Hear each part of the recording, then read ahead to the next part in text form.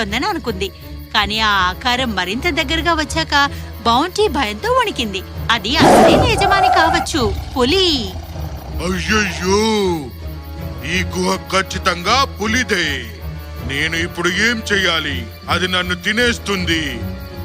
పులి నెమ్మదిగా దగ్గరకు వస్తున్న కొద్దీ బౌంటీ వణుకు ఆగడం లేదు. ఆగు ఆగు, తెలివిగా ఆలోచించు, ప్రశాంతంగా ఉంటూ. నేను అతన్ని చూడగలను, కానీ చూడలేకపోతున్నా. ఇది నాకు లాభమే కదా. ఓహో, అదిగో అతను వస్తున్నాడు.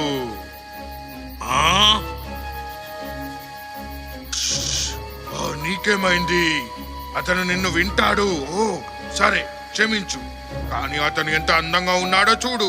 ఇక్కడ నివసించేవారు అతి పెద్ద కావచ్చు, కానీ మీ